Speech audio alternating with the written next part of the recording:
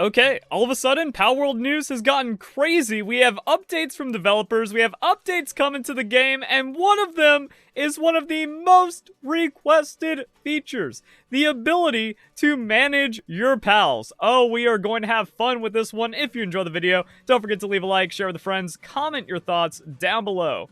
So earlier this morning, raids were announced. I did a video covering that, but then the community manager, Bucky the Goat, came out and said, yo, here's a sneak peek at another addition coming to Palworld. Besides taking on the new powerful raid Bella Noir, we have some touch-ups to your base management and more.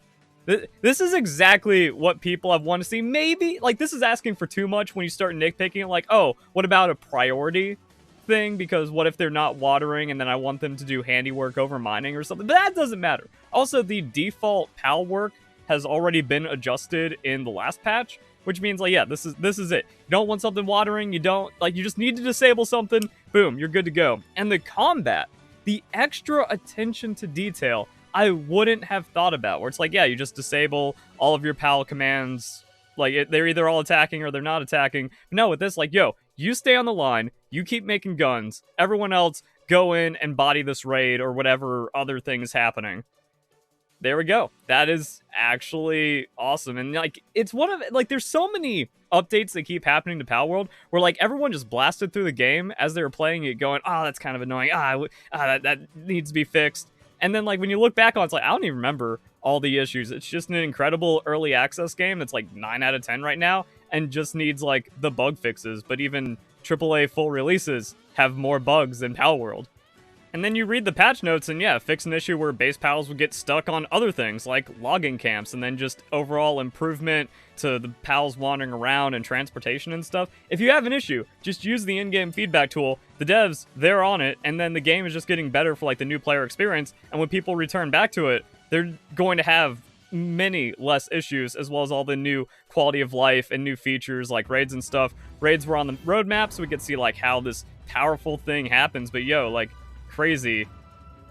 Raids lay siege to the Palpagos Islands, and you get a powerful pal battle, and that's going to be, like, super in-game. So now there's something more to work for, because breeding and all that stuff, that was overkill for just, like, beating the game. There's going to be more bosses, more pals, and fun stuff. So that's happening, and then this is pretty much how people imagined it. Everything they wanted it to be, and more. So the next update, like, the first big update, is going to be insane. It's like, wait, we're jumping that far ahead on the roadmap?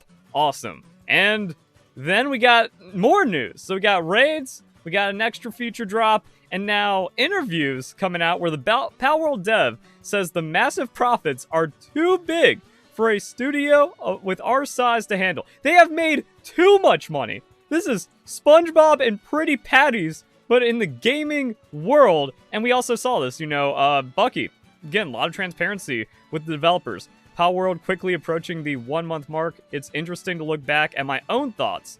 You know, 50,000 seems possible. Because that's just, you know, I was convinced Palworld could break 50,000. Anything above that seemed unobtainable. And now we are in, like, 20-something million. That's, yeah. And I think 25 is, like, also including, like, the free Xbox Game Pass. But the actual sales is insane. And then you multiply that by 30, they have too much money.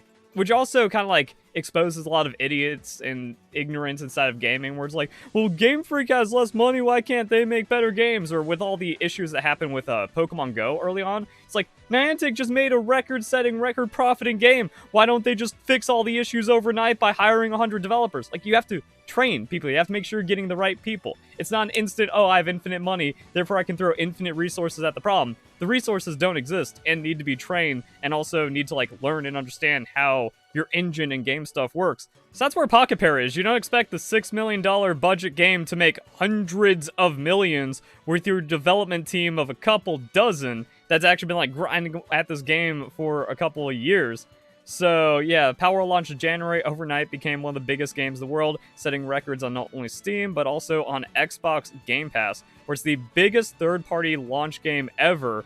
The $30 Pokemon with guns, crafting, and survival game has an incredible 25 million players, 15 million copies sold on Steam, 10 million players on Xbox, and that is a big distinction. I've gotten in a couple of arguments, people like, oh, 25 million sales. No, like the player number is different. That's just players through Game Pass on Xbox, so not like actual sales or copies. Still an incredible feat. I'm absolutely not trying to diminish it at all. I'm just about the facts and reality and accurate reporting. It's an amount that is too big for a studio of our size to handle, said the boss of Pocket Pair, who later clarified he has no intention of expanding or offering shares in the company. Rather, he wants Pocket Pair to remain small. It's currently 55 people. And that's the thing, you can't just throw people at a scaling product because then you start getting diminishing returns or too much going on and it becomes impossible to manage, and then it's harder to catch errors when the production line gets so long. So he's open to a partnership or acquisition.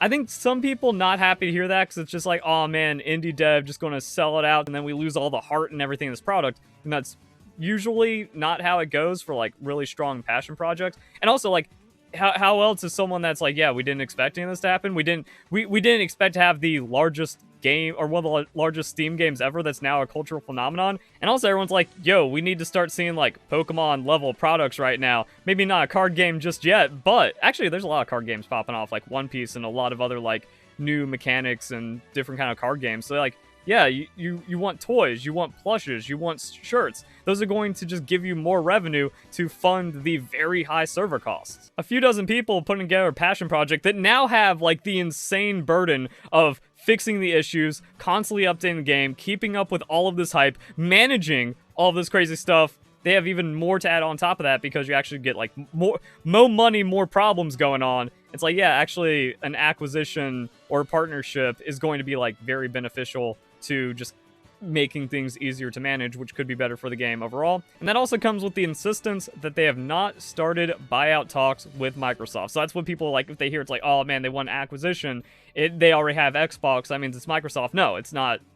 That line of communication has not happened, according to the boss. Perhaps more pressing, Pocket Pair is in talks to bring Palworld to more platforms, suggesting a potential PlayStation 5 and Nintendo console release in the future. And like the thing is, there's tons of Pokemon knockoffs on the Switch. Did Temtem actually make it to Switch, or did they like kill the development before that?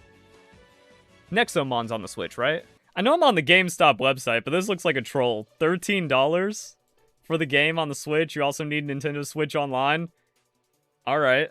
Nexomon on the official Nintendo website, so it's like, yeah, you just make like a random Kickstarter indie game, doesn't matter how much it's like directly inspired by Pokemon or trying to rip it off or be the Pokemon killer like everyone was trying to make out of Temtem. Nah, if you can bring the money to Nintendo, they'll have you on. And, you know, like, it's wondering, like, are we in direct talks with Nintendo at this time, or is it a suggestion kind of showing like, yo, this will work out in the long run?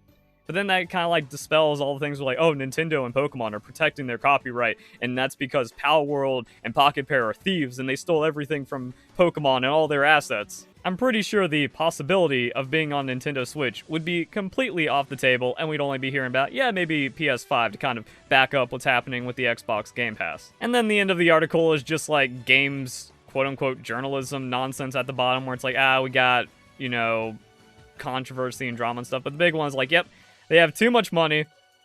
Don't know what that means. Actually, it's only become an extra good thing because they're even hiring comic artists. So they got so much cash flow that they just want to help out artists in the community. Be like, yo, make really cool Palworld comics to like promote the game. We'll just hire you.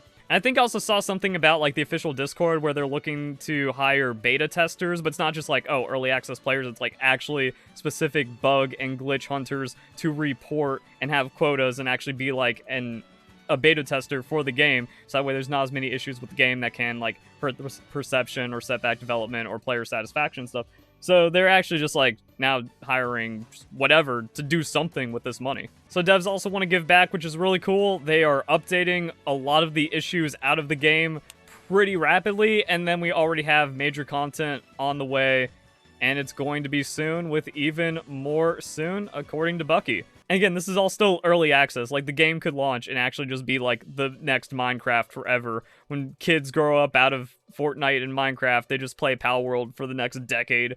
And then everyone's just like nonstop playing it with 500,000 concurrent viewers. It's a polished game with infinite replayability. So if you're doing like PvP servers and getting more tech, and there's like 10 times the amount of game content as there is now.